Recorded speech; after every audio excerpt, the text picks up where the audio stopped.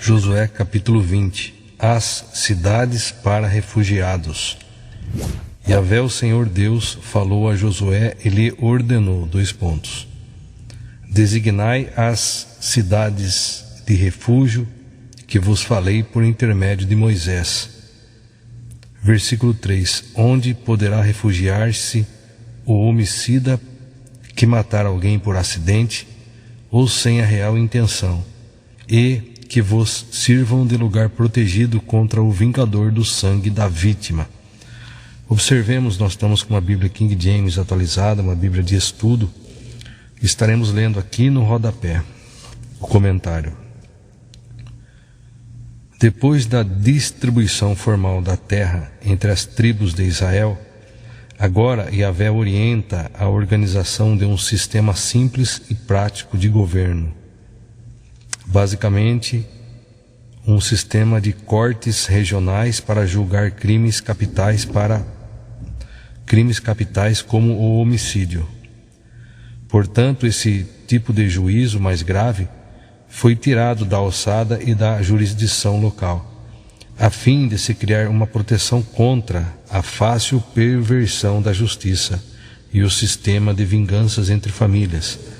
Abre parênteses, vendetas de sangue, fecha parênteses.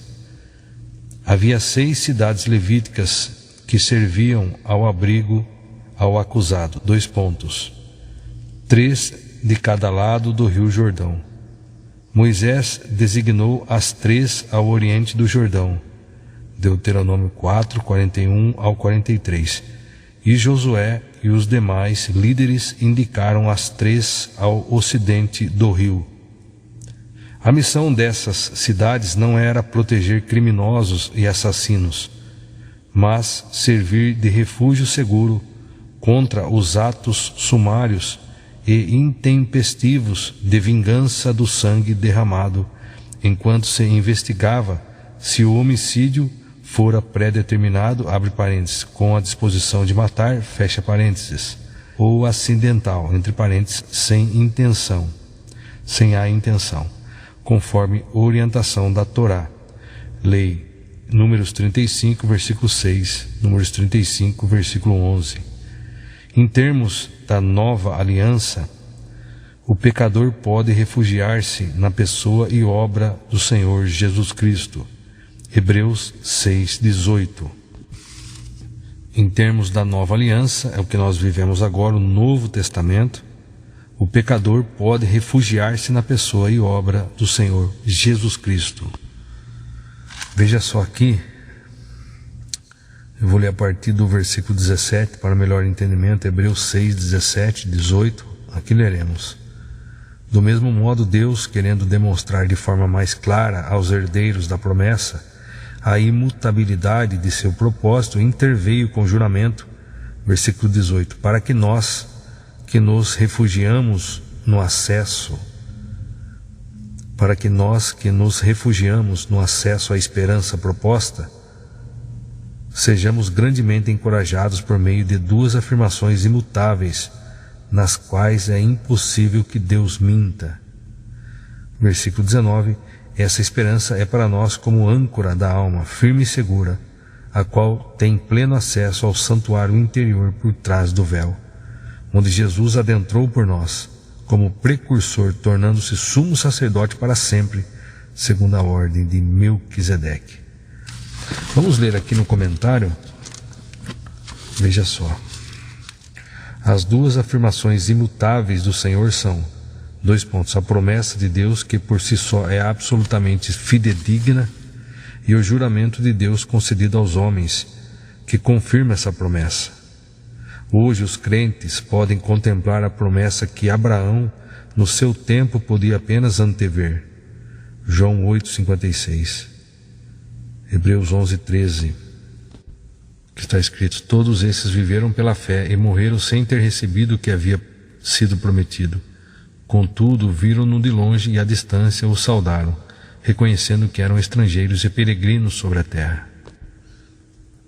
Então hoje os crentes podem contemplar a promessa que Abraão, no seu tempo, podia apenas antever.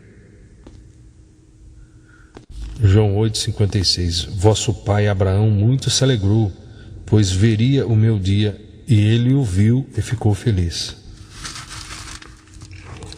Assim como uma forte âncora que mantém o navio na posição correta e a salvo da força das marés e das correntezas marítimas, nossa fé, entre parênteses, esperança convicta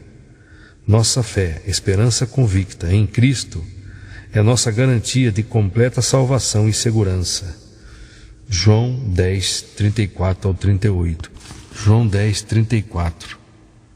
Jesus lhes contestou: não está escrito na vossa lei, eu disse, sois deuses?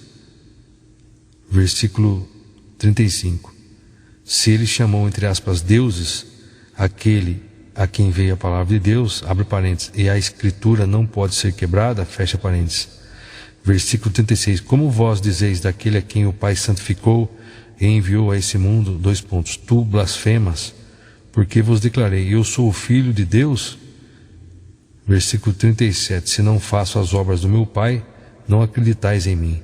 Versículo 38. Mas se eu as faço, mesmo que não acreditais em mim, crede nas obras, para que possais saber e compreender que o Pai está em mim e eu estou no Pai. Hebreus 12:1. Portanto, também nós, considerando que estamos rodeados por tão grande nuvem de testemunhas, desembaracemo-nos de tudo o que nos atrapalha e do pecado que nos envolve e corramos com perseverança a corrida que nos está proposta. Veja só, o autor de Hebreus compara a vida cristã a uma corrida olímpica de longa distância, abre parênteses, antigo esporte grego, no qual os atletas deviam vencer os cerca de 42 quilômetros que ligavam a cidade de Maratona a Atenas, fecha parênteses. O público que torce pelos competidores é formado por celebridades da fé. Por isso não podem ser considerados meros espectadores, mas fontes de inspiração e nossos grandes exemplos de vida com Deus. A expressão grega original, marturos, que originou nossa palavra, entre aspas, mártir, significa, entre aspas, testemunhas, o que demonstra a amplitude do sentido de vivermos uma vida exemplar, disciplinada pelo Espírito Santo. Atos 20 e 24, 1 Coríntios 9, 24 e 26, Gálatas 2, 2, Gálatas 5, 7, Filipenses 2, 16, 2 Timóteo 4, 7. Voltando em Josué, então nós lemos que em termos de nova aliança o pecador pode refugiar-se na pessoa e obra do Senhor Jesus Cristo. Aí onde nós lemos Hebreus 6, 18. Versículo 4. Quando o homicida involuntário fugir para uma dessas cidades, terá que colocar-se junto à porta da cidade e explicar a ocorrência às autoridades daquela cidade. Eles o receberão e lhe darão um local para habitar entre eles. Versículo 5. Se o vingador do sangue vier no encalço para executá-lo, não entregarão esse homicida nas suas mãos, pois feriu o seu próximo sem querer, e não intencionalmente por razões odiosas. Versículo 6. Entretanto, o fugitivo deverá permanecer naquela cidade até o dia do seu julgamento por parte da comunidade e até que morra o sumo sacerdote que estiver servindo naquele tempo. Então poderá voltar para a sua própria casa, a cidade de onde fugiu. Versículo 7. Por esse motivo, eles separaram Quedes na Galileia, nos montes de Naftali, Siquém nos montes de Efraim e Kiriate Arba, que é Hebrom nos montes de Judá. Versículo 8. Do outro lado do rio Jordão, no planalto a leste de Jericó, no deserto, escolheram Bezer, da tribo de Ruben, Ramote, em Gileade, da tribo de Gade, e Golã, em Bassã, da tribo de Manassés. Versículo 9. Essas, pois, foram as cidades designadas para todos os filhos de Israel e para os estrangeiros que habitam entre eles, para que nelas possa refugiar-se todo aquele que haja matado alguém por inadvertência ou acidente, e assim se livre das mãos do vingador do sangue da vítima, até que receba a decisão do tribunal da comunidade. vou estar recapitulando agora aqui. Depois da distribuição formal da terra entre as tribos de Israel, agora Yahvé orienta a organização de um sistema simples e prático de governo, basicamente um sistema de cortes regionais para julgar crimes capitais como o homicídio. Portanto, esse tipo de juízo mais grave foi tirado da alçada e da jurisdição local, a fim de se criar uma proteção contra a fácil perversão da justiça e o sistema de vinganças entre famílias, entre parênteses, vendetas de sangue. Havia 6 cidades levíticas que serviam ao abrigo ao acusado. Havia 6 cidades levíticas que serviam ao abrigo do acusado. 2 pontos. 3 de cada lado do rio Jordão. Moisés designou as 3 ao oriente do Jordão, e Josué e os demais líderes indicaram as 3 ao ocidente do rio. A missão dessas cidades não era proteger criminosos e assassinos, mas servir de refúgio seguro contra os atos sumários e intempestivos de vingança do sangue derramado, enquanto se investigava se o homicídio fora premeditado, ou seja, com disposição de matar, ou acidental, sem a intenção, conforme a orientação da Torá, lei. Em termos da nova aliança, o pecador pode refugiar-se na pessoa e obra do Senhor Jesus Cristo. Em termos da nova aliança, Novo Testamento, é o que nós vivemos agora, porque o Velho Testamento se cumpriu em Jesus. Em termos da nova aliança, o pecador pode refugiar-se na pessoa e obra do Senhor Jesus Cristo. Aí foi onde nós lemos Hebreus 6,18. Que está escrito,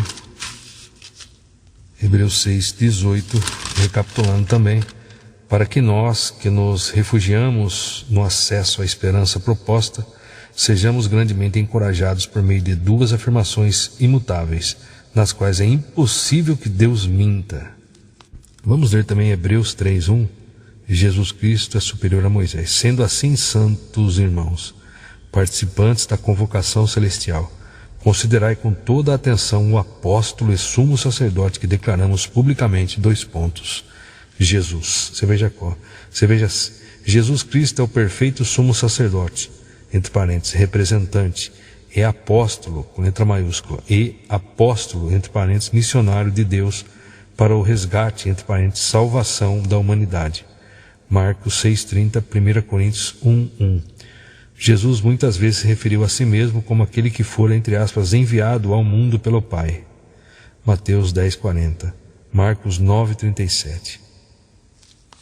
Vamos ler também Hebreus 4,14. Concluindo, tendo em vista que temos um grande sumo sacerdote que foi capaz de adentrar os céus, Jesus, o Filho de Deus, mantenhamos com firmeza nossa declaração pública de fé.